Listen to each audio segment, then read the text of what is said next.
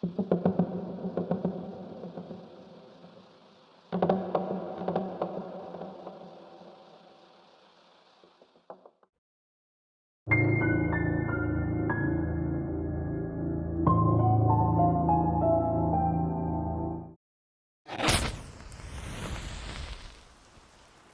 you ever heard of the strange case of the black-eyed children? I invite you to look it up online. There are countless accounts about them. And even though they're often dismissed as just an urban legend, the truth is there have been several real reports made to the police. But if the black-eyed children are so well known today, it's largely because in the mid-1990s, they supposedly picked the wrong person to mess with. That man was brave enough to come forward and share his story. He's now an old man, and even back then, he wasn't exactly young. He's a journalist, and that's why the story I'm about to tell you comes with a remarkable level of detail. United States, Gainesville, Florida. It was 11 at night, cold. The man was leaving a mall after meeting his editor at a coffee shop. Now, Gainesville isn't exactly a bustling city. At that hour, especially on a weekday, the streets are completely empty, just like the giant mall with its massive parking lot, where his old car sat parked all alone in the distance. He walks, his breath turning into little clouds of mist in the cold air. Reaching into his pocket, he pulls out his keys, unlocks the door, gets in, and settles into the driver's seat. He reaches up, turns on the dome light, and starts going through his notes. He didn't hear whispers. He didn't hear footsteps. He didn't notice anything at all. That's why it startled him so much when he heard a soft tap on the window. The man turned his head, looked outside, and saw two children. They couldn't have been older than 12 or 13. Both wore coats and had their hoods pulled up. "Sorry to bother you, sir. Good evening. My friend and I just got out of the movies. We're a bit worried because no buses have come by and we have no way of getting home. We'd be very grateful if you could open the door and give us a ride." The man frowned, and maybe you noticed what immediately caught his attention. The boy's vocabulary. It was strange. Too strange for a child. Almost unnatural. Sure, there are polite kids out there, but this boy spoke with a remarkable command of the language. His words were overly formal, even majestic. Meanwhile, the other boy, who had a pale, freckled face, didn't say a single word.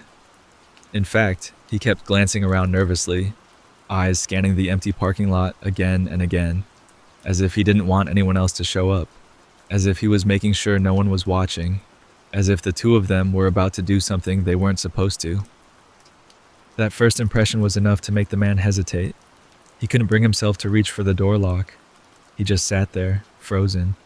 The boy spoke again, a small smile on his lips, almost as if he knew it was only a matter of time before the man gave in, as if he were trying to impress his friend with how easily he could convince someone.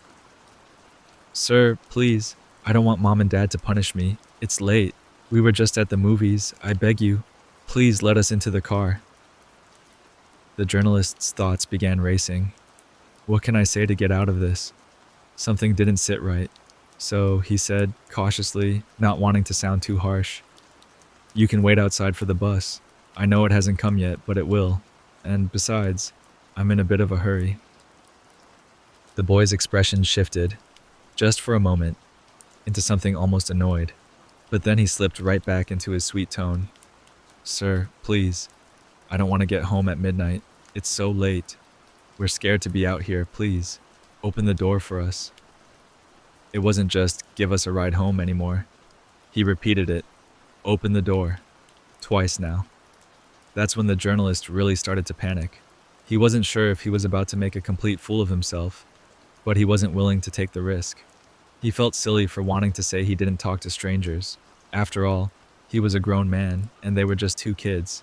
But still, he said, "I'm really sorry. I can't help you. Forgive me."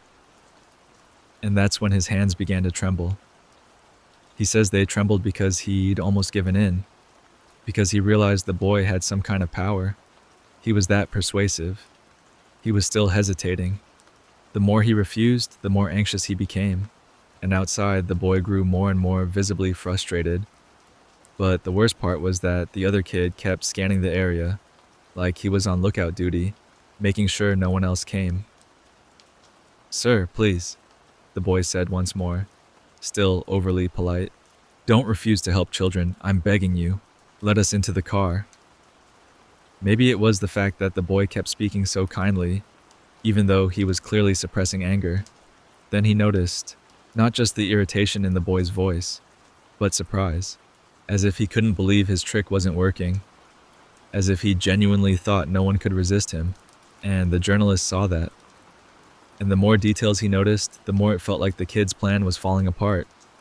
The man started shaking even harder, and the boy must have noticed how scared he was. That's when the old man leaned forward toward the window, squinting, and saw something that the darkness had kept hidden until then. Something now visible thanks to the overhead parking lot light. He pressed his face close to the glass and saw it clearly. The boy speaking to him and the one standing silently beside him had completely black eyes. Not just black irises, their entire eyeballs were pitch black. The pale-faced kid immediately looked terrified because he realized that the man had seen it, that he'd noticed. His face said it all. I can't believe he saw. He looked at his taller friend, as if accusing him, angry. The taller boy's face twisted into a grotesque mask of fury. And so the man, with all the strength he could muster, gritting his teeth, turned the key in the ignition, started the engine, and, thankfully with no one behind his car, threw it into reverse. The tires screeched against the pavement, and without caring if the police saw, he floored it, sped away. But his heart nearly stopped when he looked up at the rearview mirror. The children were gone. Like I said at the beginning, this man was courageous to share his story, and he swears, on his honor and his reputation, that it's true, that it really happened. And what was his surprise? In the months that followed, people from all over the United States, and later from Canada and even Europe, began to report sightings of children with those same black eyes, always late at night. The most disturbing part? Their stories matched his, down to the smallest detail.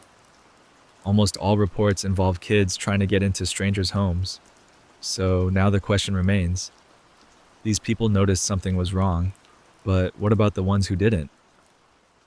They're not here to tell their story.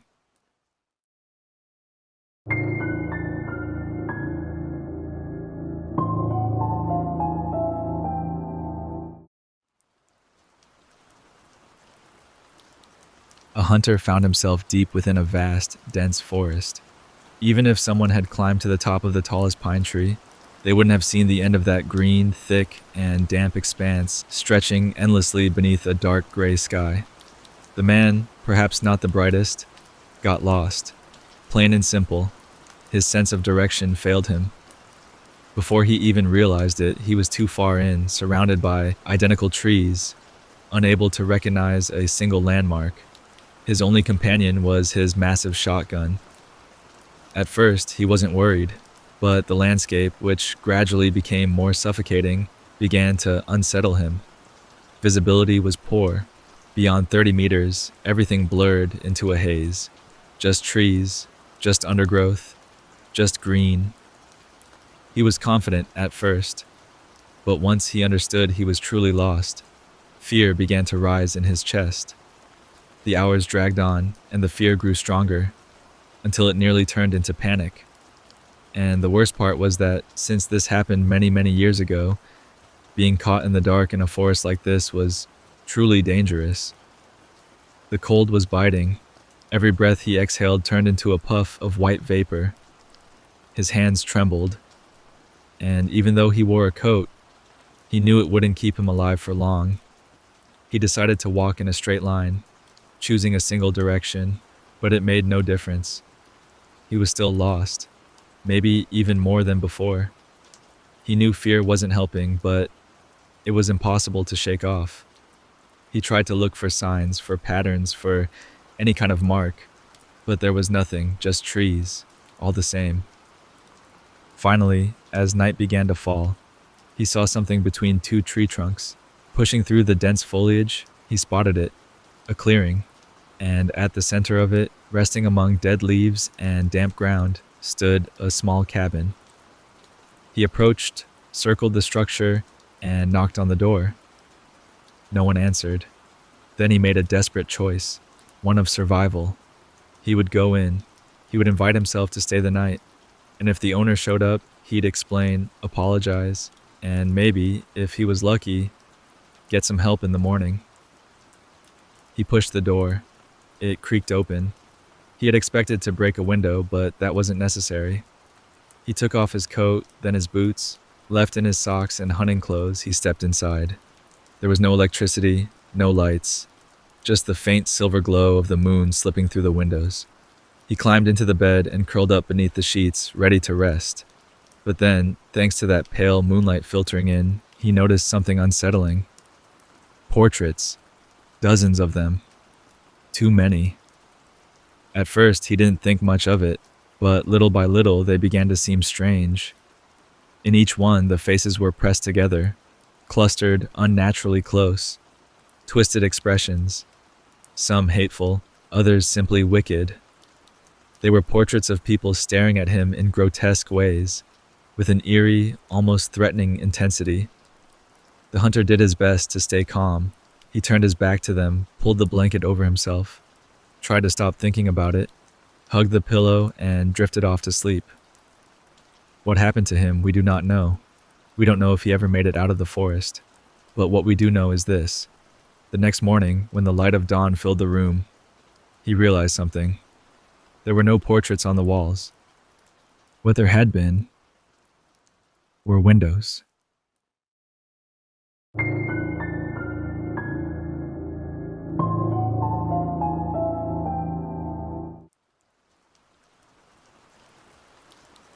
World War II had come to an end. Europe was in ruins, and the world had changed forever. Two superpowers had emerged, one in the East, one in the West. The United States and the Soviet Union were now poised to shape the future of humanity, the future we live in, the future we know today. They were turbulent years, yet one must say, cynically but truthfully, that they were also years of great scientific and medical breakthroughs. The darkest depths of human cruelty bore fruit, from Joseph Mengele's laboratories to Japan's infamous Unit 731. Disturbing experiments led to the development of medicines that, while useful, were tested on living human beings. There was no ethical watchdog, no one of goodwill to say, "Stop, that's enough." It was a field unburdened by morality. Scientists did whatever they pleased, even if it meant experimenting on people. And that's exactly what happened in the Soviet Union, where one day, a group of researchers asked a chilling question. What happens to a human being when they are completely deprived of sleep? Today, a quick Google search will tell you what sleep deprivation does to the body. But back then, no one knew. Everything you find online today stems from that experiment, from the answers uncovered in that Soviet trial. They gathered 5 prisoners of war and whispered promises into their ears. If you agree to participate, if you're obedient, cooperative, and answer all of our questions, you'll be set free. You'll no longer be prisoners. You'll be allowed to go home. Of course, these 5 poor souls agreed. It was the late 1940s. There were no closed-circuit cameras at the time, so they constructed a large, airtight room with thick concrete walls and reinforced windows more than 6 inches thick. Oxygen was pumped in through a wide metal pipe embedded in the wall.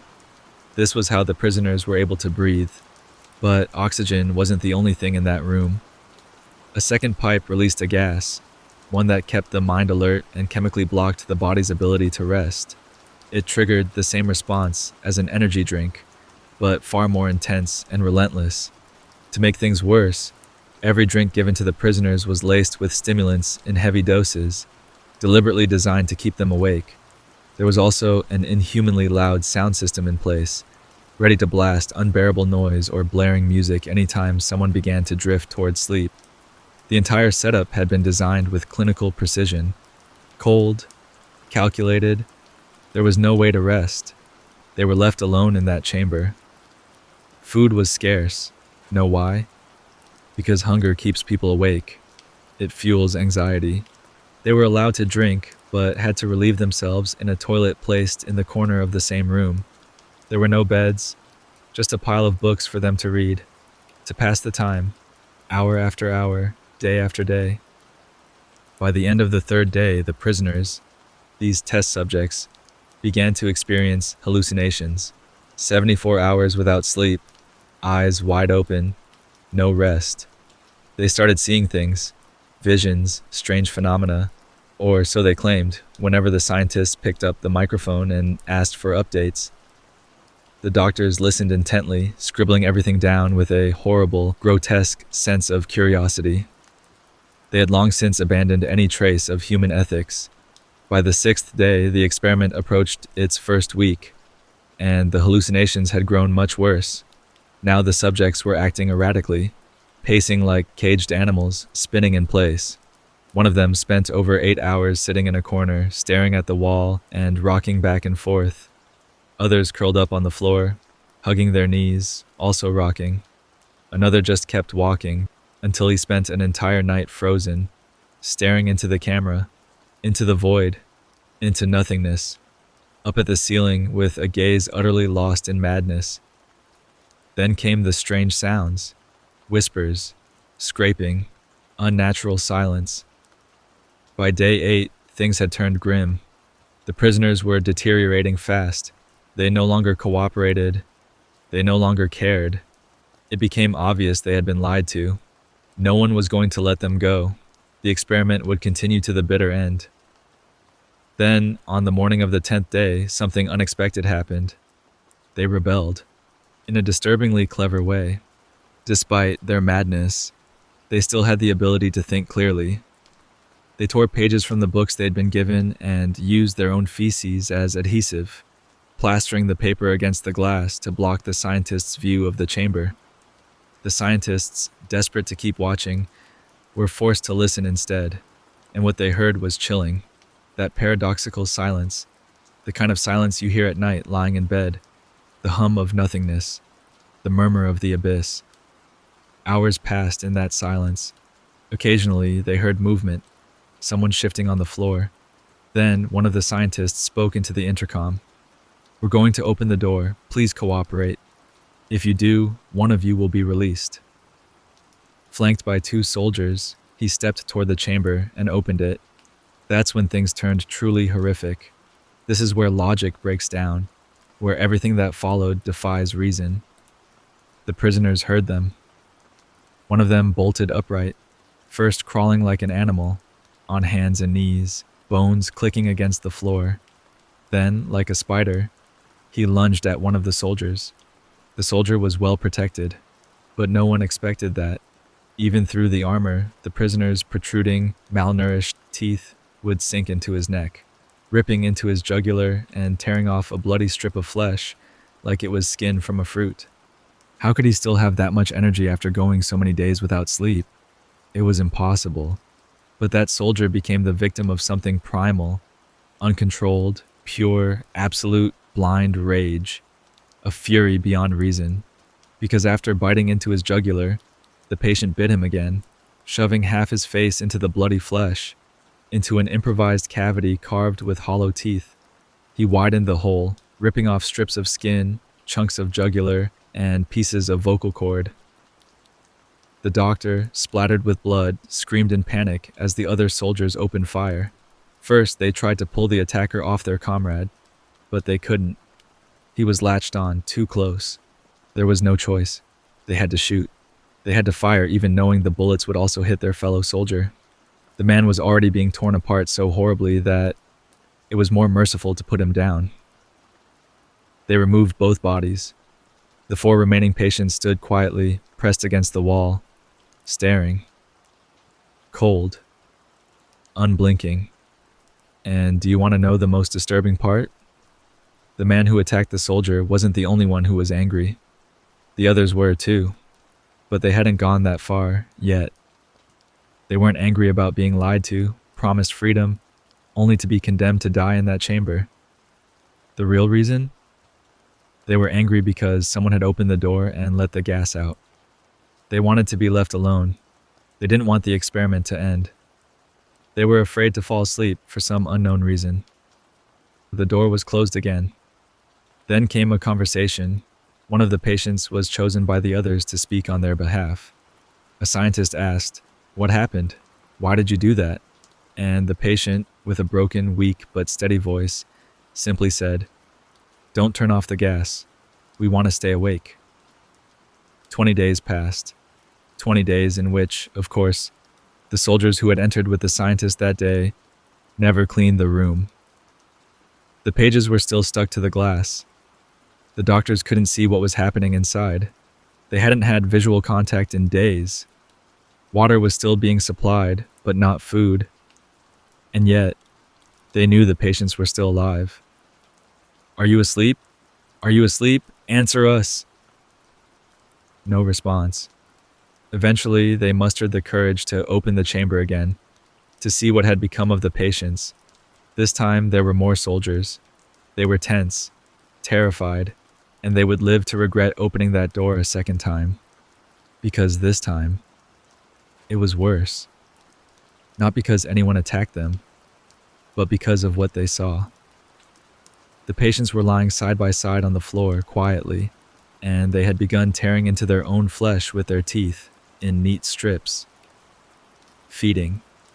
You could see their tendons, wrist tendons, exposed like red cords, raw, bloody, glistening strings. They had been ripping themselves open. One had gnawed through his index finger down to the knuckle. He had devoured all the flesh. Only the bone remained, twitching absently against the floor. One had managed to tear off his own eyelids, not only to feed on the soft tissue, but to prevent himself from ever sleeping. Others had peeled skin from their buttocks, from their armpits. Some had chewed their knees, exposing the bone beneath. Blood pooled around them. Pus, too. Some wounds had become infected. They had eaten their fingernails, down to the raw flesh. One of them had eaten his own lips. And the worst part? They were awake. They saw the soldiers standing there. They didn't have the energy to attack, but their eyes followed every movement. One soldier vomited, another broke down crying and left the room. The scientist stood frozen, shaken to his core, and then he made a terrible mistake. "We're removing them," he said. He thought they were harmless now. He couldn't have been more wrong. As they tried to drag one of the patients by the ankles, the man sat up, abruptly, and lunged at the soldier. He gouged out the man's eyes, driving his thumbs in deep, all the way to the knuckles. The other soldiers rushed in, barely managed to subdue him, shot him dead on the spot. The remaining 3 patients stayed on the ground, watching. The experiment was officially over. Reinforcements were called. Then, like rotting slabs of meat, the remaining patients began to rise, prepared to attack. The soldiers opened fire, unleashing a storm of bullets in sheer panic. One of the patients lay on the ground, bleeding out, coughing up blood, mucus, phlegm, licking his cracked lips with a long red tongue, his eyes bloodshot, his breath deep, not to survive but to inhale the gas that kept them awake. And with the last strength left in his bones, he began to drag himself, on his back, muscles twitching, inching his way across the bloody floor, leaving a trail from the center of the room to the gas valve in the corner. He had been shot in the gut, but it didn't matter. All he wanted was to breathe it in. That gas. That terrible, precious gas. The scientist, stunned, horrified beyond words, whispered, What are you?" And the patient turned his head, smiled, amused even as death crept over him, and he said, "I am madness. I am what you fear. I am what horrifies you. I am what lives inside your mind, in the most ordinary of mental states. I am what's printed in your brain. That human shape that never left. That still lingers in the deepest layers of the psyche. I am madness. I am madness."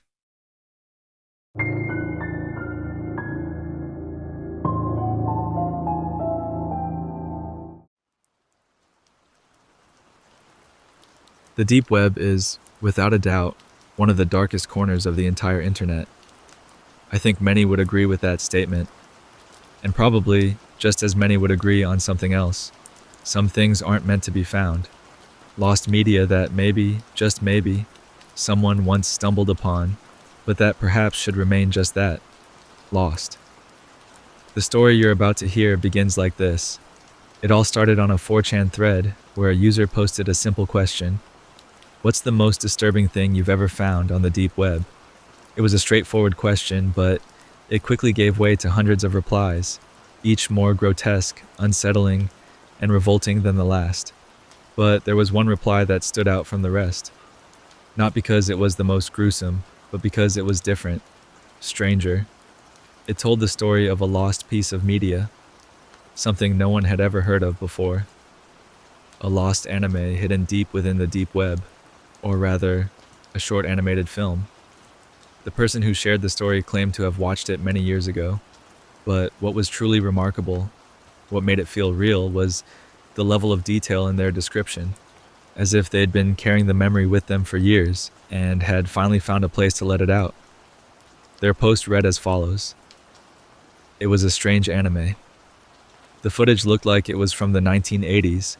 It had Japanese audio with English subtitles and lasted about 30 minutes.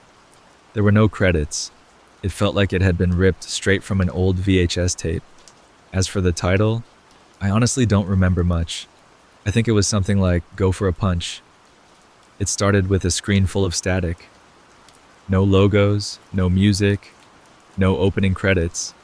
Then suddenly, the image stabilized, revealing a sterile, white-tiled room, a Japanese public restroom.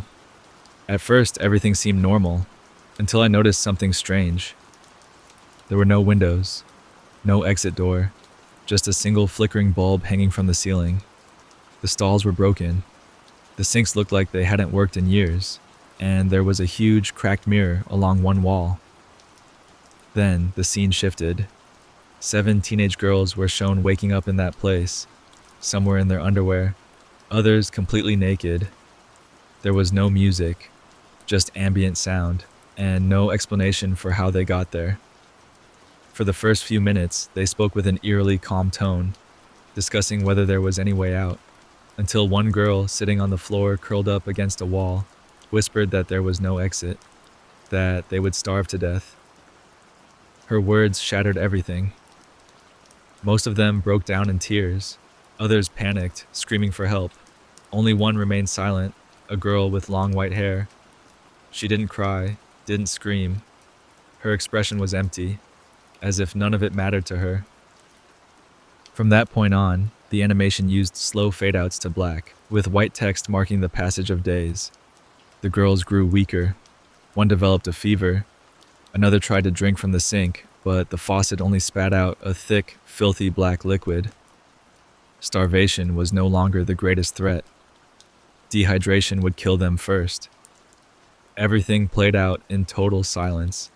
Until one day, though I can't remember which, one of the girls suddenly began screaming uncontrollably, and that's when everything fell apart. What followed was a series of brutal, haunting scenes that I'll try my best to recount, even though they still haunt me. While the others slept, one girl tore open her own neck with her fingernails. The pool of blood beneath her was enormous. The girl who had screamed earlier, she saw it happen, then bolted to the wall and started slamming her head into it, again and again.